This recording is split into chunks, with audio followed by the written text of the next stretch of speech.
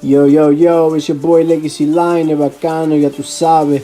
I got a special video for you guys today. I haven't recorded in quite a while because I'm a failed YouTuber who has too many life responsibilities. So, without further ado, this is against the Iron Maiden. They have come out of nowhere and started beating top alliances. Kind of fishy to me, but nonetheless, if you just speak solely on performance, they are one of the best alliances out there.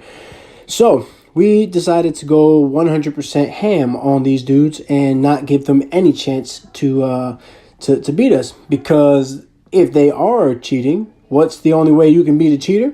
Just don't freaking die. So my first fight is against this Luke Cage. I decided to go in with Clairvoyant. I got Mystic Dispersion 5, Max Boost, and I'm just going to play it safe a little bit. Pretty easy fight. Nothing crazy about it. Nothing easy. As you can see, I'm just going to play it simple. Get those Clairvoyant charges up. Wait till I get to Special 3 with a couple, as close to 20 Clairvoyant charges as possible, because the Clairvoyant charges give extra damage on the Special 3. So the first one I had 13 Clairvoyant charges. Is not the best. 20 would have been better, but it's still, as you can see, is about to do some major damage. That last flick to the forehead gets him to about 50%. Easy peasy lemon squeezy. And then I just gotta rinse and repeat. Now here I kind of miscalculated how that would go, and I missed having a Clairvoyant charge for his healing, so he healed a little bit, but no big deal. Just stay with the same tactics, same pattern. Let him, just build up to 20 charges, as close to 20 charges as possible, and drop that Special 3. As you can see right there, I messed up the spacing of it. I thought I would have it. And then I nullify his indestructible a split second before I drop my Special 3. And this Special 3 is going to be enough to bitch slap him. He's gone. He's out. Good night. And he's gone. Easy peasy lemon squeezy. Nothing to this fight. And then the next one is Dr. Voodoo, which is an even easier fight. He's not a stubborn defender. Plus, my rank 3 Human Torch doesn't even care because he's Mystic, and Human Torch destroys every Mystic, as you're going to see in this war.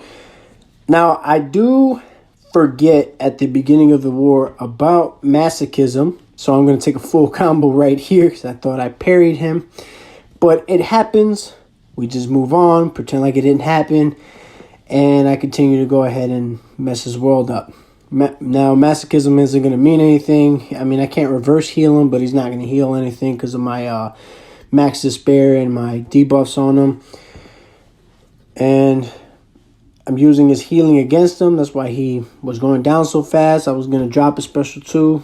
I didn't even make it there because he's down. Now, I thought about taking this Guillotine 2099 linked, and then I kind of thought that probably I shouldn't because that Power Focus 1, but I didn't care because I wasn't going to use power anyway, so I just said, you know what, Hakuna Matata. I healed up my Human Torch just a tad bit, one little potion. I'm not at max, not the most ideal thing to do in a high-stakes war, but I knew this was going to be easy. But you'll see in this war also, I make a mistake, and I'm going to lose some health. But it's not going to be a lot. It's not going to be anything crazy. So first I start with a heavy, get some temperature up, get rid of her little mist thingy, the invisible thingy majigger. But it's easy. She's not throwing her special, so I'm just, cruising on through. Now at this point she got some pretty hefty furies going on there. So I was trying to be as conservative as possible. I wasn't gonna block that, but I decided, how much damage could I possibly take. Now here, I thought I was gonna miss, and I forgot that I have over 20 temperature, or over 10 temperature, so I didn't miss, so I kind of messed up that combo. But as you can see, a couple hits, she got healing, I reversed healed her, and she's down. Easy peasy lemon squeezy. The next fight is against this Maw Mini. I knew for a fact this fight was gonna be retardedly easy. It's not the best placement for Ebony Maw. It's not the worst placement. I mean, Maw is a is a weak defender overall. It's not too much to him, but with that power snack and Mystic Dispersion, he can gain power quite a bit. But it's not going to matter because Human Torch doesn't care. So I just, build up those smolders a little bit, get some incinerates on him.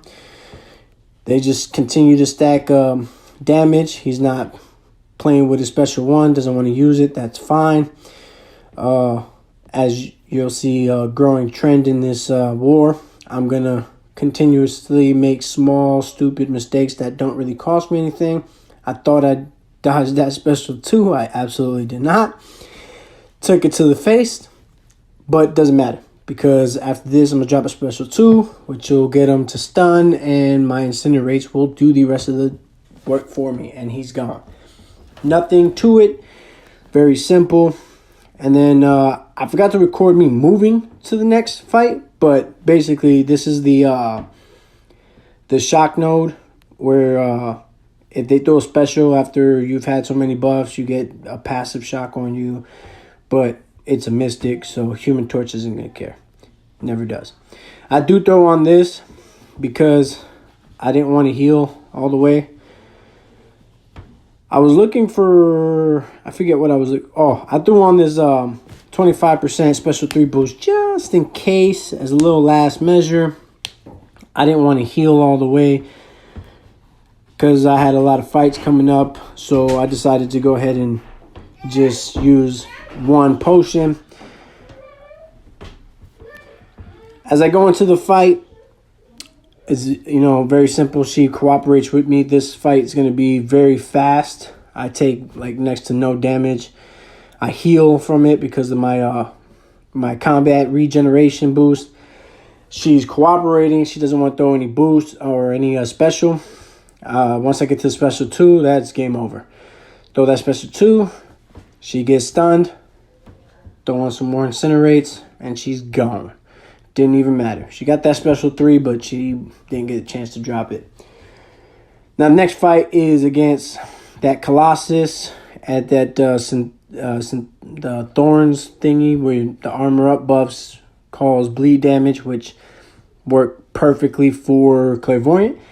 Because every time I nullify it, my Mystic Dispersion gives me power, and I'm supposed to get bleed on me, but I'm immune, so that gives me power. And you'll see I'll be cycling special 3s like nobody's business, just straight slapping them in the forehead. You'll see again as I start hitting them. Boom, already 1 bar of power. Boom, 2 bars, 3 bars, and just a few hits. Very simple. I tried to get closer to 18, or I actually got 20 Clairvoyant charges there, but this won't kill him because of that armor up buff that he picked up right before I dropped my special 3. But close enough, and I'll even be able to get to a special 2 and, get my 99% health to 100. That stubborn can be a little annoying, but there's nothing to worry about. Once I get to my special 2 is a wrap. Get some distance here so you can't hit me with it. Special 2, I'm at 100% yellow bar, and close out the fight. Easy peasy lemon squeezy. This next fight is against Hulkbuster. I was not supposed to take this fight. It was slotted for someone else to take it with Thing because we were cautious about his shock ability. But we overestimated that and we overthought it, and I decided to just go ahead and go in with Clairvoyant against the plan, and I got yelled at for it, but you'll see here I don't take any damage at all, or I finish at a yellow bar. I do take some damage, but I finished at a full yellow bar, easy peasy lemon squeezy. You'll see every time he gets the armor up buffs, I nullify it. Mystic Dispersion 5 just gives me a bunch of power. I'm waiting to drop that Indestructible. Then I'll drop a special 2. He can't gain any buffs. So without his buffs, we see he needs an armor up buff to apply shock, because he's going to remove an armor up buff every time I crit on him to give me a shock. But if you can't get any buffs on him, I don't have to worry about the shock. And then that armor break debuff that he puts on me is only healing me. It's not, it's helping me. It ain't doing anything for him. Then I hit into his block there, give him a couple armor up buffs that he's immune to because of my buff immunity, and just keep cycling special 2s. So we grossly overthought this fight. It's very simple. We didn't need to assign it to anyone else from the start. I could have took it, but it is what it is. I took it anyway. I stole it. Now this next fight was pretty stupid. Not only did I take it double linked, but you'll see I make a mistake and accidentally take a special 1 to the face. But it doesn't matter because, again, Human Torch does not care. Human Torch is a beast. Anybody with energy attacks or mystics just don't stand a chance. So as you'll see, I'll just go ahead and build up the smolders. I've done a lot of practice in Abyss with Human Torch against Infinity War Iron Man. Like a lot of practice. It's who I used for Infinity War Iron Man every single time, because everyone else just didn't make the cut. Human Torch with some work and some skill can solo Infinity War Iron Man in Abyss of Legends. So I got a lot of experience. But there I took a whole combo to the face again because I don't know. I just made a lot of mistakes this war. None of them are punishing. It's not like I got close to dying any single time, but I did get close. Now, I took a special 1 here, but you'll see I reversed healed him here, so he got to like 2% and then just died. It's just too easy. There's no indomitable node, so I could reverse heal him. Easy peasy. Now, this Mojo is a joke. Mojo, not that hard. He doesn't have any regeneration buffs. He doesn't have like a regeneration mechanic, but it's not a buff. So I don't ever have to worry about that vigorous assault node. And again, he's a mystic, so Human Torch doesn't care. Now for this fight, I went ahead and activated Nova Flame just to make sure, I don't take any unnecessary damage and I kill him as quickly as possible. And you'll see that that's exactly what happens.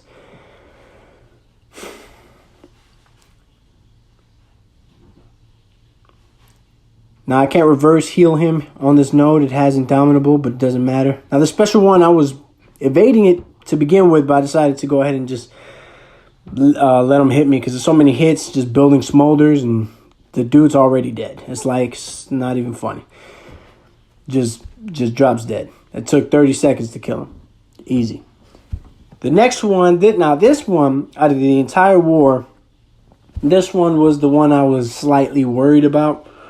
I knew it would not be the hardest fight, but it wouldn't be the simplest fight. That Stunning Reflection, I've taken this node pretty much every single war. It's not something that I often make a mistake on, but I have made a mistake in the past where I've accidentally parried, and it usually means that you'll be stunned for the rest of the war or for the rest of the fight.